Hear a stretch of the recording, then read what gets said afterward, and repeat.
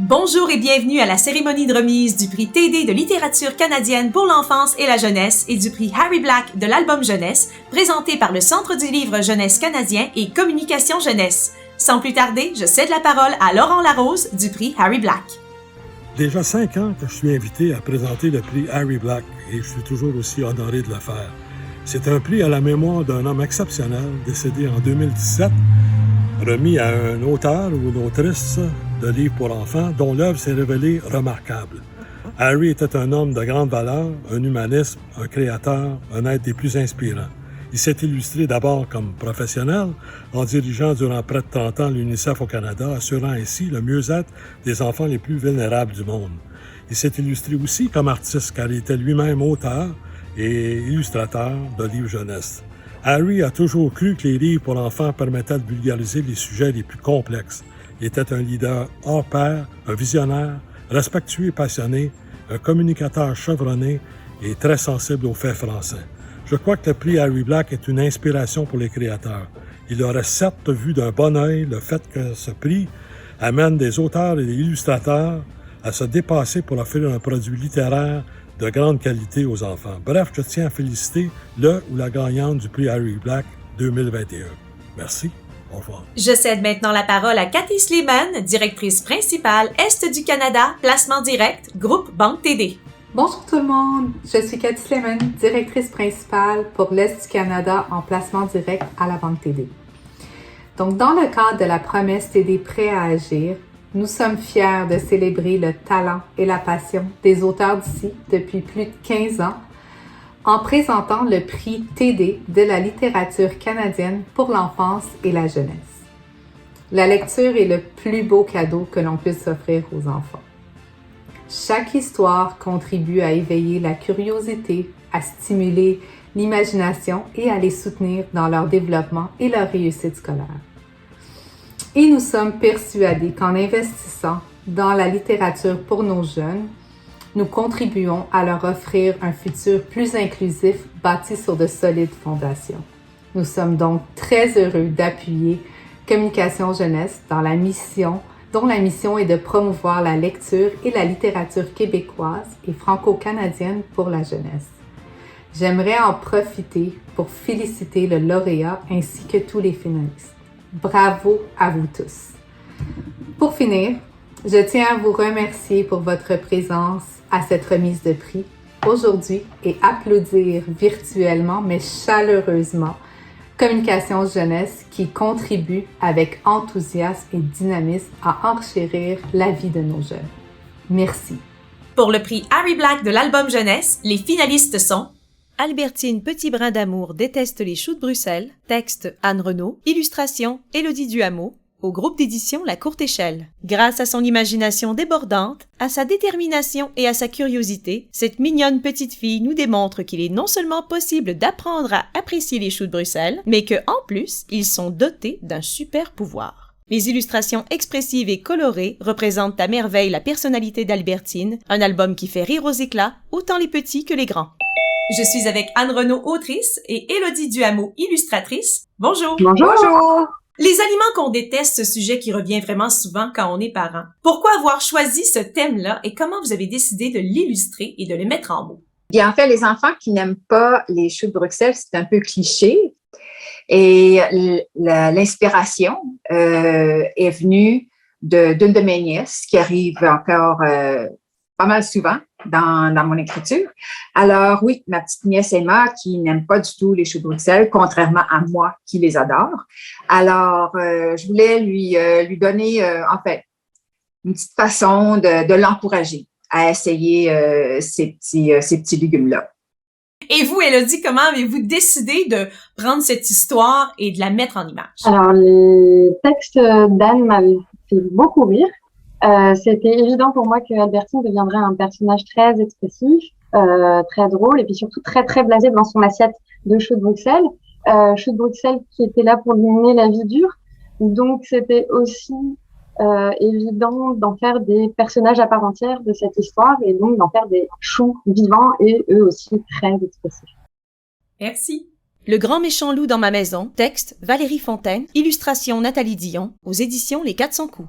À l'aide d'une métaphore filée du loup et des 3 petits cochons, Valérie Fontaine explore avec beaucoup de doigté la maltraitance physique et psychologique et se démarque ainsi de tout ce qui a été fait auparavant sur la violence familiale. Le récit court, efficace et troublant se termine sur une note d'espoir. Dans un style épuré et sobre, les illustrations de Nathalie Dion, à la fois magnifiques et poignantes, transmettent avec beaucoup de réalisme les émotions vécues par les personnages.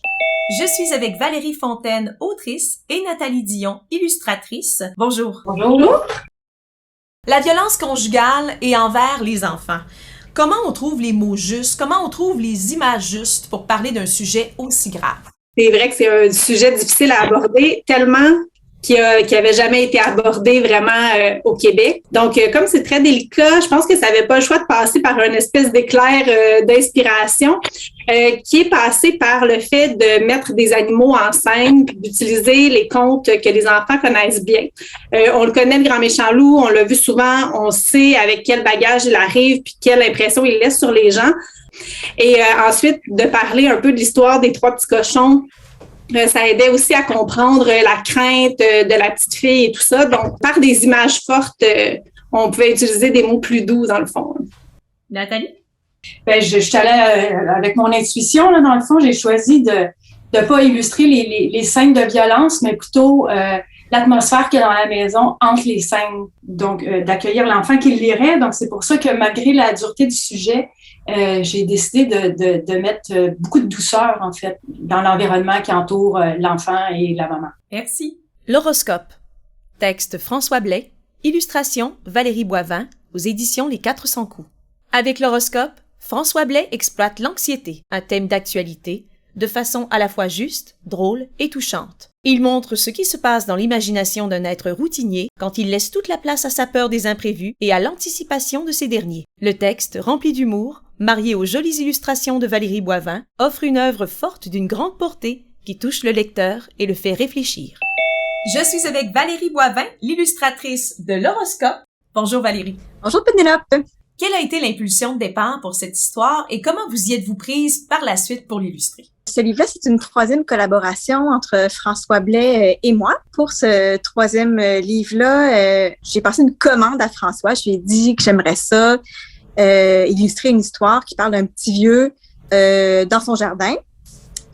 Donc, François est parti de cette intention-là que je lui ai proposée pour créer donc tout un univers autour de ce monsieur-là, de ce petit vieux-là. Quand je reçois le texte de François, eh bien moi, je le divise pour faire un 32 pages. Donc, je me permets de mettre, par exemple, une phrase que j'aime beaucoup, la mettre plus en évidence. Donc, j'ai la possibilité de ralentir ou d'accélérer un petit peu là, l'histoire. Et donc, après ça, je fais mes personnages, tout ça. Et ça, ce livre-là, c'était la première fois où j'utilisais donc le crayon de couleur pour faire un livre au complet. D'habitude, je travaille en numérique. Donc là, j'ai voulu prendre un risque en ressortant mes crayons à colorier, comme quand on était un petit peu plus jeune. Là. Merci. Ma maison tête, texte et illustration de Vig, aux éditions Fonfon. Cet album est en soi une expérience de lecture à la fois agréable et prenante, avec son narrateur touchant de désarroi et d'envie de comprendre ce qui se passe dans sa tête. Le traitement du thème du déficit de l'attention, loin du didactisme, est original tant par le texte que par l'image et la typographie. Les illustrations magnifiques aident à saisir les enjeux et misent sur quelques détails frappants dans un ensemble relativement dépouillé. Je suis avec Vig, auteur et illustrateur de Ma maison tête. Bonjour. Allô? Qu'est-ce qui vous a donné l'idée de Ma maison tête? Moi, je suis parti d'un concept autobiographique, comme on pourrait dire. J'ai eu une enfance où je me suis senti un petit peu à côté de la traque pendant toute ma scolarité. Il n'y avait pas de notion tellement de troubles d'apprentissage. Plus tard, j'ai eu, dans mon cheminement de papa, quand je suis devenu parent, j'ai eu un diagnostic de trouble du déficit de l'attention. J'ai revécu toute ma jeunesse en une espèce de flashback. Il y a plein de choses qui ont pris un sens. Puis c'est à ce moment-là que je me suis dit, j'aimerais vraiment faire un livre pour vulgariser ça de façon très limpide, autant pour ceux qui vivent avec ça, mais pour ceux aussi beaucoup qui entourent les gens qui vivent avec ça. Puis, tout ça, c'est arrivé en 2006, ce diagnostic-là, puis j'ai pensé à Ma maison tête pendant des années, mais j'étais pas prêt à le faire parce que c'est un sujet très important pour moi. Quand j'en ai parlé à à mon amie Véronique Fontaine de chez Fonfon, mais j'ai vraiment senti qu'elle avait capté ce que je voulais faire. C'est ça, ça a été un livre bienfaiteur pour beaucoup de monde, mais pour moi en premier, en fait. Merci. Le tricot, texte et illustration de Jacques Goldstein aux éditions de La Pastèque. En quelques pages, l'auteur parvient à tisser un récit auquel viennent s'imbriquer de multiples histoires. Une seule écharpe lui suffit à faire remonter les aiguilles de la pendule pour qu'une grand-maman raconte sa vie à sa petite-fille. L'écharpe fait l'éloge de la transmission des savoirs par laquelle l'histoire continuera à inscrire sa marque dans le temps. Le tricot se laissera détricoter et retricoter plus d'une fois, au grand bonheur des lecteurs, qu'ils soient petits ou déjà grands. Je suis avec Jacques Goldstein, l'auteur et illustrateur de Le Tricot. Bonjour Jacques. Bonjour. Comment part-on d'un objet pour raconter une histoire? Ou dans le cas qui nous intéresse ici, l'histoire avec un grand H? Eh bien, j'ai un exemple ici. J'ai une montre. Et cette montre à gousset, elle appartenait à mon grand-père. Et c'est moi qui ai la chance de l'avoir. Il me l'a léguée. Et en fait, cette montre-là, il devait la regarder peut-être une dizaine de fois par jour. Donc, il y a vraiment une signification autour de cet objet. Et dans mon histoire, le tricot, ça raconte tout simplement l'histoire d'une grand-mère qui a fait un tricot fabuleux et qui a ramassé des morceaux de laine durant toute sa vie et qui a tricoté ce fabuleux foulard. Et chaque morceau du foulard correspond à un événement de sa vie. Le tricot, c'est l'histoire de la grand-mère, c'est la petite histoire de la grand-mère. Et en même temps, ça s'inscrit dans l'histoire du siècle, dans l'histoire avec un grand H, avec des événements très, très importants. Donc, les deux sont interreliés, les deux sont imbriqués. Merci beaucoup. Merci. Le livre lauréat du prix Harry Black de l'album jeunesse, méritant une bourse de 5 000 $ présenté par Mary Machusi.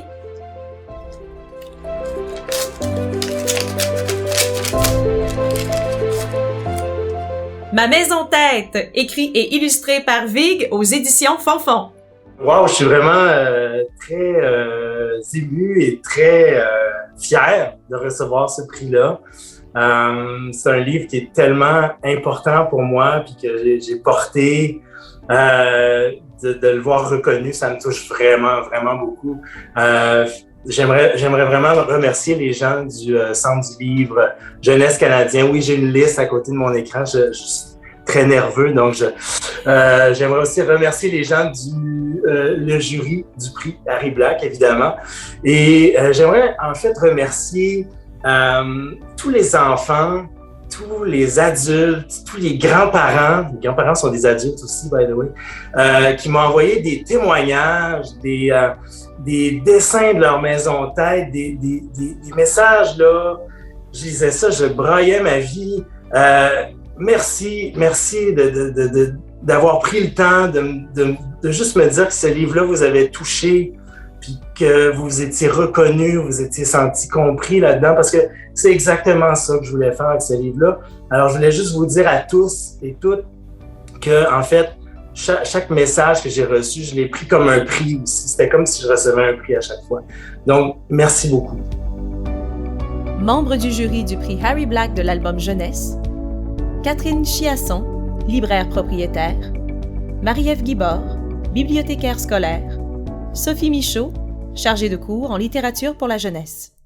Pour le prix TD de littérature canadienne pour l'enfance et la jeunesse, les finalistes sont Aurore et le pays invisible, texte de Christiane Duchesne, aux éditions Québec-Amérique. Dans la grande tradition des contes merveilleux, Christiane Duchesne a élaboré une fable captivante aux personnages plus vrais que nature. La plongée d'une enfant dans un univers miniature la conduit dans une réflexion profonde, philosophique, sur la réalité de toute chose. Toute la vie y est. Ses espoirs et déceptions, ses défis et échecs, ses conflits et réconciliations. Je suis avec Christiane Duchesne, autrice du livre Aurore et le pays invisible aux éditions Québec-Amérique. Bonjour. Bonjour Pénélope. D'où vous est venue l'idée de l'histoire d'Aurore? C'est vraiment une image qui m'est restée toujours, puis qui revient tout le temps. J'avais 7 ans, on était, je ne sais plus exactement où, sur une falaise très haute, puis il y a eu une espèce de banc de brouillard, mais on ne voyait plus rien. On a entendu des cornes de brume, et tout à coup, le banc de brouillard s'est comme coupé en deux, vraiment comme si on l'avait coupé d'un coup de couteau, puis on a vu passer le bateau, mais par segments. Et puis finalement, ça s'est refermé. Paf! Dans ma tête, c'est toujours resté un truc extravagant. Puis on était au bord de la falaise, puis là, je me rappelle très bien m'être dit, je pourrais tomber. Là, j'ai serré la main de mon père, puis je suis pas tombée. Mais Aurore, elle tombe. Elle tombe comme Alice dans le terrier du lapin. C'était logique pour moi de faire tomber Aurore dans un monde différent du nôtre. Donc, où elle arrive elle est au dixième de son échelle. Donc, tout est grand, tout est magnifié. Puis ça aussi, c'est un truc que j'ai toujours regardé les choses au ras du sol, où même le moindre brin d'herbe devient géant. Donc, il y a toujours eu cette espèce de fascination pour un monde qui n'existe pas, mais que moi, j'ai le pouvoir d'inventer comme je veux. C'est un bien grand plaisir. Merci. C'est quoi l'amour? Texte de Lucille de Pélouan, illustration de Geneviève Darling, aux éditions de Lisatis. C'est quoi l'amour est un album inclusif, simple et réel. Parsemé par des images vives et diversifiées, l'ouvrage est une exploration de l'amour sous toutes ses formes. On y aborde non seulement l'amour amoureux, mais aussi l'amour des causes sociales et l'amour de la planète. Comme quoi, l'amour est souvent plus grand que nous-mêmes. Je suis avec Lucille de Pélouan et Geneviève Darling, autrice et illustratrice de C'est quoi l'amour? Bonjour! Bonjour! Bonjour! L'amour et ses déclinaisons, un sujet, ma foi, très vaste. Comment avez-vous travaillé pour le raconter et l'expliquer aux jeunes de manière aussi inclusive et exhaustive? On voulait faire un livre engagé, littéraire et un peu philosophique sur l'amour, mais on avait envie qu'on y retrouve aussi des réflexions concrètes sur ce sentiment plus grande nature qui est au cœur des préoccupations de tout le monde. Alors moi, par l'écriture, je suis passée par des anecdotes personnelles, des observations, de la poésie, de la fiction, des situations d'autrices inspirantes pour souligner sa présence à des endroits où on peut oublier qu'il existe. Une déambulation où on est invité à prendre ce dont on a envie, ce dont on a besoin.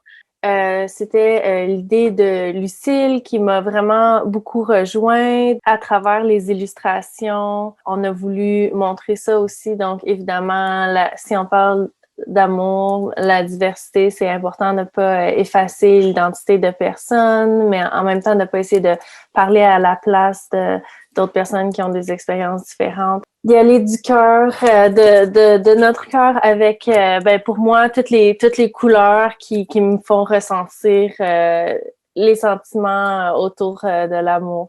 Merci beaucoup. Merci. Merci. Colle-moi, texte de Véronique Grenier, groupe d'édition La Courte Échelle. Magnifique œuvre en prose où le thème principal de la séparation des parents est abordé avec des images très évocatrices. Les poèmes originaux, écrits au jeu, sont bien rythmés et il faut les lire à voix haute pour en saisir toute leur accessibilité. Un recueil destiné aux enfants de 9 ans et plus, leur permettant de découvrir une autrice déjà bien établie, à la plume très sensible. Je suis avec Véronique Grenier, autrice de Colle-moi. Bonjour! Allô! Le divorce, la séparation des parents. Comment parle-t-on d'un sujet sensible aux jeunes? La façon dont il faut parler aux jeunes, je pense, là, des situations sensibles, autant la séparation qu'autre chose, c'est en utilisant les vrais mots. Je pense, premièrement, ça, c'est important.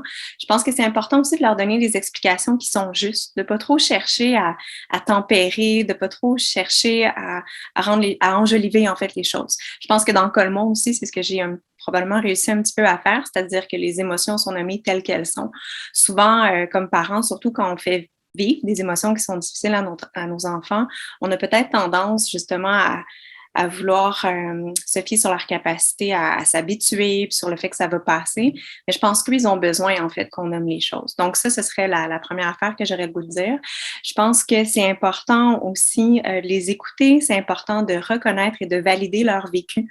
Donc, qu'est-ce qu'ils ont ressenti donc pendant tout ça. Puis le pire, ce serait sûrement, en fait, de faire comme si ça n'existait pas.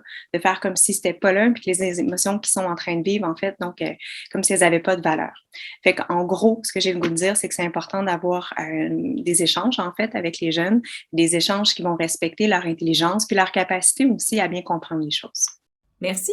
Merci à vous. Ma maison tête, texte et illustration de Vig aux éditions Fonfon. Vig réussit un tour de force en présentant le trouble du déficit de l'attention à hauteur d'enfant. Lorsque le jeune Vincent ne trouve pas les mots pour réciter la fable Le corbeau et le renard, il ouvre la porte de sa maison tête afin d'en montrer les mécanismes et met des mots et des images sur ce que vivent dans l'ombre nombre d'enfants et d'adultes. Brillamment illustrées, les pièces de sa maison tête racontent autant le tourbillon des pensées et des contre-coups que les lieux de refuge et d'imaginaire.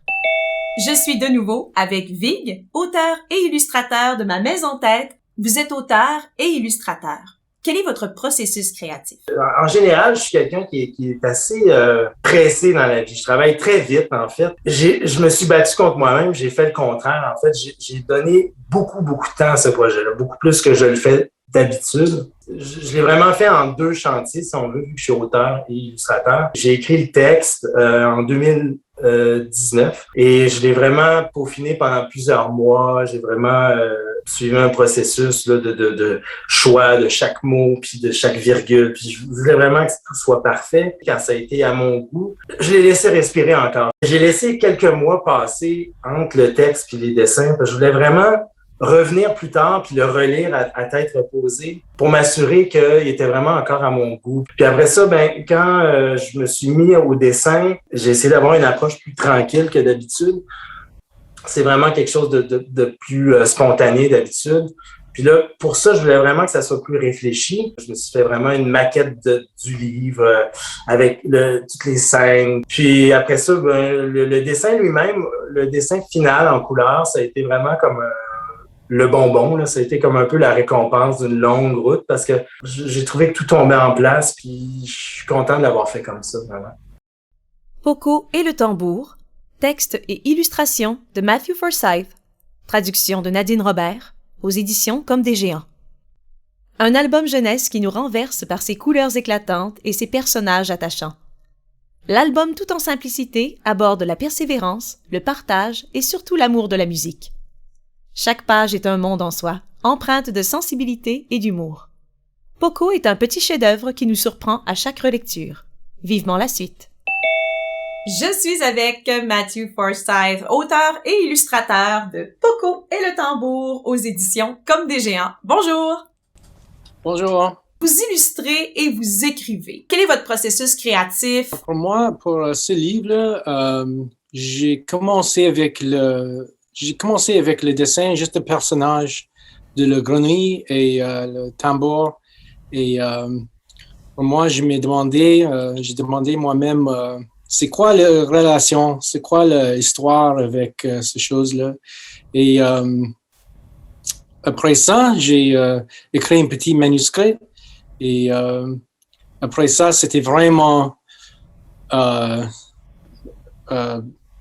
le dessin et l'écriture ensemble. Pour moi, pour dessiner, c'est la même chose que écrire.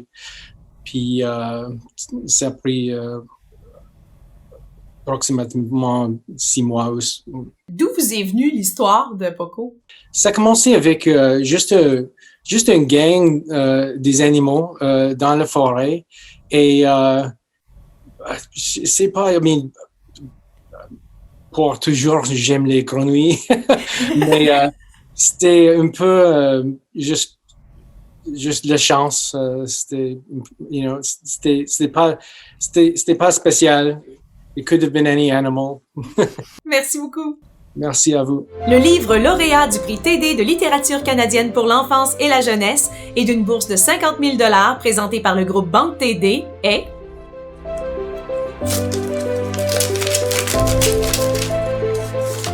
Et c'est un doublé, Ma Maison Tête, écrit et illustré par Vig aux éditions Fonfon. Ouf, OK. C'est de la folie, c'est vraiment de la folie. Je suis tellement content et touché de ce prix-là. C'est comme... C'est fou. C'est complètement fou, je capote. J'aimerais remercier un paquet de monde. J'essaie de me dépêcher. Je vais remercier les gens de l'organisation et le jury pour le prix TD, évidemment. Je remercie Communication Jeunesse, le centre, je l'oublie tout le temps, le centre du livre Jeunesse canadien. J'aimerais vraiment remercier, en fait, 2 femmes extraordinaires dans ma vie.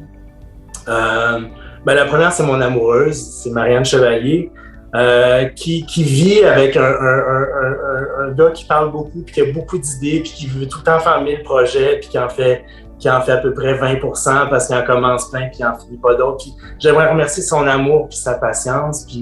Puis ma vie serait absolument pas la même si elle était pas là. Puis je suis vraiment honoré de vivre avec toi, mon amour, et je te remercie.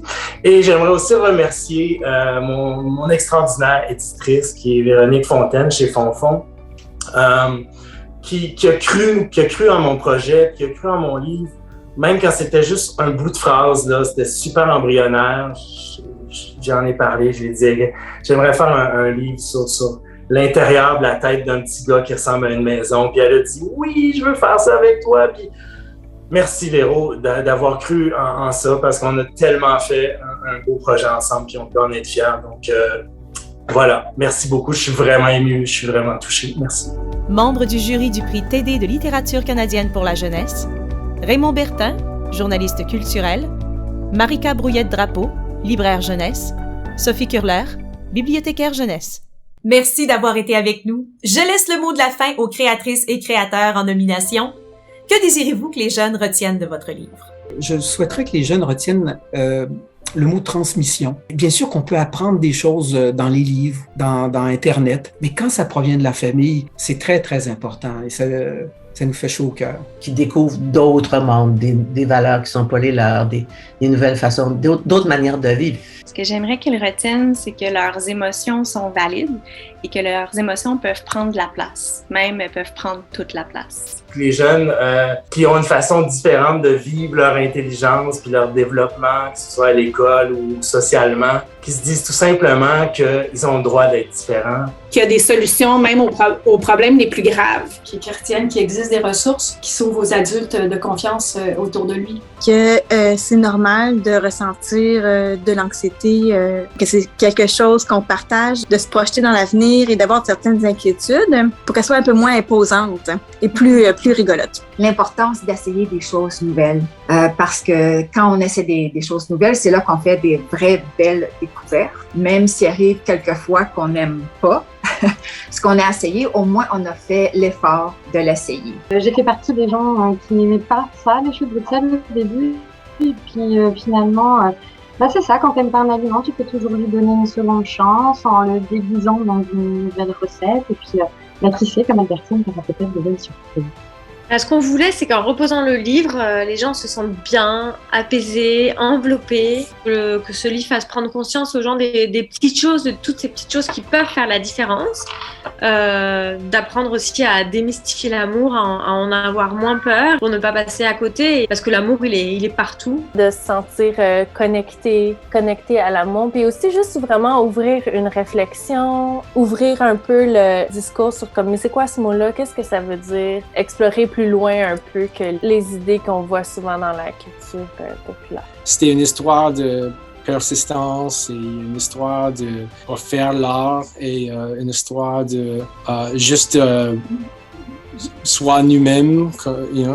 La première chose, la plus importante chose, c'est juste pour divertir. Pour moi, la lecture, c'est un moment de privilège où on s'isole du monde pour nous plonger dans un autre monde, puis s'y perdre avec bonheur, espérons-le.